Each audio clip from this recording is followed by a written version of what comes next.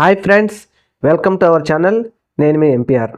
మన రాష్ట్రంలో టీడీపీ గూండాలు చేస్తున్నటువంటి దాడుల గురించి ప్రతిరోజు మనం చూస్తూనే ఉన్నాం. మనం దాని గురించి మాట్లాడుకుంటూనే ఉన్నాం. అయితే ఇక్కడ నడి రోడ్డు మీద మనుషులను చంపడం, తర్వాత మనుషులను కొట్టడం, గ్రామాల నుంచి ఎల్లగొట్టడం, కర్రలు తీసుకొని దాడి చేయడం, ఇన్ని సంఘటనలు జరుగుతూ ఉన్నా కొన్ని వందల మంది గ్రామాలు వదిలిపెట్టి వెళ్ళిపోతూనే ఉన్నారు. 100 మంది నుంచి 1000 మంది వరకు వెళ్ళిపోతూ ఉన్నారు. చనిపోయిన వారు ఉన్నారు, కాళ్ళు చేతులు ఎరగొట్టిన వారు ఉన్నారు. ఇలాంటివన్నీ జరుగుతూనే ఉన్నాయి. మరి ఇవన్నీ కక్షపూరితంగా చేస్తున్నారా అంటే కక్షపూరితంగానే చేస్తున్నారు. అయితే ఇక్కడ టీడీపీ వారు మరి అధికారం పెద్దలు మరి వీరిని ప్రోత్సహిస్తున్నారా లేదా అంటే మరి అది వారికే తెలియాలి. కానీ పైవారే అండలేకుండా కింద కార్యకర్తలు అలా చేస్తున్నారంటే మనం వాటిని కొట్టి పారేయలేం. మరి అలాంటప్పుడు ఈరోజు అంటే ఇంకా జీవితంలో జగన్మోహన్ రెడ్డి గారు కానీ వారి పార్టీ కానీ అధికారం రాలేదు అని చెప్పేసి ఇలా నిర్ణయించుకునే దాడులు చేస్తున్నారంటే మరి అది వారికే చెప్పాలి. ఎందుకంటే అధికారం మాకే సొంతం అని ఎవరు అనుకోకూడదు. అలా అనుకున్నారు కాబట్టి జగన్మోహన్ రెడ్డి గారు పేద ప్రజలకు ఎంత సహాయం చేసినప్పటికీ వారిని కాదనుకొని ఇంకొక పార్టీకి 2024లో అధికారానికి ఇచ్చారు. మాకు అధికారం వచ్చింది కదా అని చెప్పేసి కింద ఉన్న నాయకుడి నుంచి పై నాయకుడి వరకు పేద ప్రజల మీద దాడులు చేయడానికి ప్రయత్నిస్తూనే ఉన్నారు, చంపేస్తూనే ఉన్నారు. ఇది ఎంత మాత్రం సమంజసం కాదు. చిన్న ఉద్యోగస్తులు మీద కూడా దాడులు చేస్తున్నారు. ఎగ్జాంపుల్గా ఫీల్డ్ అసిస్టెంట్లు, అంగన్వాడీ ఆయాలు, ఆడపిల్లలు, స్కూల్లో పిల్లలు, వీళ్ళ మీద దాడులు చేస్తూ ఉన్నారు. ఇలాంటివి ఎంతవరకు సమంజసం కాదు. మనం ఎవరూ వాటిని ప్రోత్సహించకూడదు కూడా. అప్పట్లో 2019లో అధికారంలోకి వచ్చిన తర్వాత జగన్మోహన్ రెడ్డి గారు ప్రజావేదికను పడేసినప్పుడు కూడా అందరం ఇది పద్ధతి కాదు అని చెప్పేసి అందరం అప్పుడు మాట్లాడటం జరిగింది.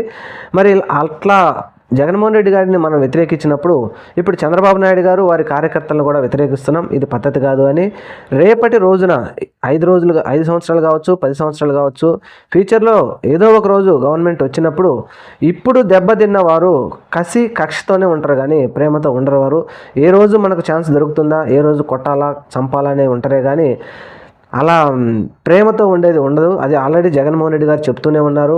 నేను ఎంత చెప్పినప్పటికీ నా కార్యకర్తలు వినరు, మీరు సమన్వయం పాటించాలని చెప్పండి. చంద్రబాబు నాయుడు గారు విషబీజం నాటుతున్నారు, అది మొక్కై అయితే మనం ఏం చేయలేము, ఇది పద్ధతి కాదు రాజకీయాల్లో అని చెప్పేసి ఆయన చెప్తా ఉన్నారు. కానీ వాటిని ఆయన చెప్పిన మాటలను పూచిక పుల్లగా తీసిపడేసి వీరు చేస్తున్న దాడులు ఏ రోజుకు ఆ రోజు జరుగుతూనే ఉన్నాయి. కొన్ని వందల గ్రామాలు రాష్ట్రాన్ని విడిచిపెట్టి వెళ్ళిపోయాయి. కొన్ని వందల మంది చనిపోయారు, కొన్ని వందల మంది నిరాశ్రయాలయ్యారు. అలాగే రాష్ట్ర ప్రభుత్వ ఆస్తులు, ప్రైవేట్ ఆస్తులు పాడు చేస్తూ ఉన్నారు. మరి ఇది ఎంతవరకు సమంజసం? చేసేవారు కూడా ఒకసారి ఆలోచించాలి. నాయకులకు గొడవలు ఉంటే వారు చూసుకుంటారు. ఓటు స్వతంత్రంగా ప్రజాస్వామ్యంలో మనకు ఇచ్చిన హక్కు. ఎవరైనా ఎవరి మనిషిని చంద్రబాబు గారిని వారు అభిమానిస్తారు, జగన్మోహన్ రెడ్డి గారిని అభిమానించేవారు జగన్మోహన్ రెడ్డి గారిని అభిమానిస్తారు, పవన్ కళ్యాణ్ గారిని అభిమానించేవారు పవన్ కళ్యాణ్ గారిని అభిమానిస్తారు, మోడీ గారిని అభిమానించేవారు మోడీ గారిని అభిమానిస్తారు. అంత మాత్రాన పవన్ కళ్యాణ్కి ఓటేశారనో, చంద్రబాబుకు ఓటేశారనో, జగన్ ఓటేశారనో అధికారంలోకి వచ్చిన వారు ప్రతిపక్షంలో ఉన్నవారిని ఈ విధంగా దాడులు చేసి ప్రజలను భయపెడితే తర్వాత రోజుల్లో వారు ఎదుర్కొనే ఏర్పాట్లు కూడా ఆలోచించాలి. ఇది ఎప్పటికీ సమంజసం కూడా కాదు. అలాగే గారు చెప్పడం జరిగింది, దేశంలో ఉన్న అన్ని పార్టీల దృష్టికి కూడా తీసుకెళ్లారు. ఏం చేస్తున్నప్పటికీ మాత్రం తెలుగుదేశం వారు భయపడటం లేదు. ఇది ఎంతవరకు సమంజసం కాదు. అసలు హోమ్ మినిస్టర్ పోలీసులను ఎదురుగా పెట్టుకొని పొడిచి చంపేస్తున్నారంటే ఇది మరి ఎంతవరకు సమంజసం అనేది వారికి తెలియాలి. అసలు ఒక సమీక్ష సమావేశం కూడా చేయలేకపోయారు రాష్ట్ర ముఖ్యమంత్రి అంటే ఇది ఖచ్చితంగా ప్రభుత్వ వైఫల్యం. అది జగన్మోహన్ రెడ్డి గారు బల్లగుద్ది చెబుతూ ఉన్నారు. ఇప్పటికైనా చంద్రబాబు నాయుడు గారు పోలీస్ వ్యవస్థ మీద, లా అండ్ ఆర్డర్ మీద సమీక్ష చేసి అలా ఎందుకు జరుగుతుంది, ఇది ఇలా చేయొద్దు, ఇది తప్పు, చేసిన వారి మీద కఠిన శిక్షలు ఇస్తామని చెప్పేసి తీసుకోవాలి. లేకపోతే రాబోయే రోజుల్లో జరగబోయే పరిణామాలు ఒక్క దెబ్బ కొడితే 1 రోజు చూస్తారు, 2 రోజులు చూస్తారు, 3 రోజులు, 4వ రోజు ఎదురు తిరిగితే ఆ పరిణామాలు తీవ్రంగా ఉంటాయి.